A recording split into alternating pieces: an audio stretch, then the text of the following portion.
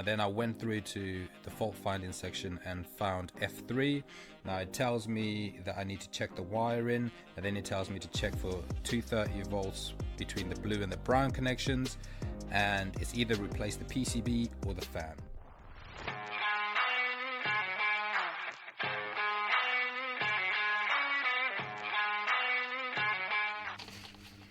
If you'd like to see the diagnostic process, please see the link in the description below. But for now, we've isolated and we're removing the PCB. Take a photo of the connections if you think you'll forget them, and just remove it from the clips.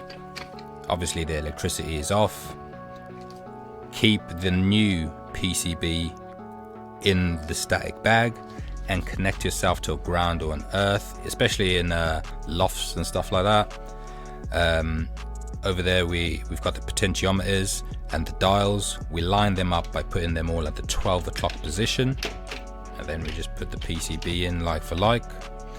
Now when you're working in lofts or even on a carpeted area, you can generate a lot of static electricity, so just be careful. It can actually fire a new PCB, so you put a new PCB in and it just won't work. So I did it the proper way here. You could see me connected earlier to a ground.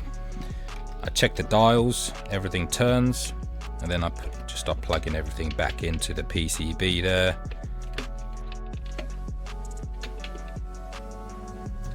Now I move on to the fan. I remove that one screw and it just lifts up and out. Put the new fan on, and there's a lug at the back, so it doesn't just go on with the one screw, it actually clips in at the back. So make sure the clip is engaged at the back, it's got a little lug, and then put the screw in and just lightly hand tighten it in. We then put in the gas pipe, which connects to the gas valve, and that's all push fit, so it's got two O-rings, one at the top, one at the bottom. And then once that's all in and you're happy with it, you can screw the top screw up again. Then after that, you've got the gas pipe, which has a clip, so we push the clip in onto the gas valve and just give it a little bit of a pull. We're going to reconnect the fan, and then we're going to give it a once over just to make sure everything's okay. Then we're going to turn on the electrics, and when we do, we'll see on the display it comes up with a code which is UP, which just means that it's an uncalibrated and new PCB.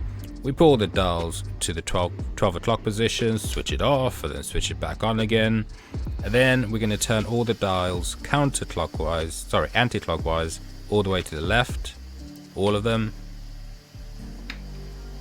And then we're going to reset. When we reset, a different code comes up, which is OF, which is great, so that means things are going well. And then we're going to turn off the boiler at the fuse spur, check that it's off, and then turn it back on again.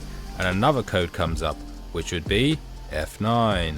So now we're on the next stage of the setting up process. We use the right knob, or the right dial, to choose what type of boiler we have. So SU is system, and C is for combi, so we chose C. And now we're on to the next stage, which is N. So N is for natural gas, P is for LPG. We're not on LPG, so we go back to N, which is natural gas, and we select that and reset. Then it comes on to the next stage, which is choosing the type of boiler you have. So we choose the type of boiler we have, which is a Combi 24. So as you can see, as we move the dial, there's a Combi 31, there's a Combi 30, Combi 24. So that's the one we choose.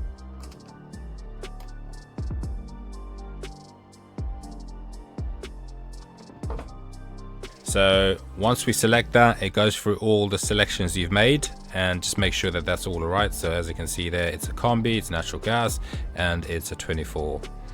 And that too is just a setting within the PCB. You then press reset, and it just now is saving it. So all the information gets saved. Once it's saved, it starts up again, and you're pretty much good to go after that.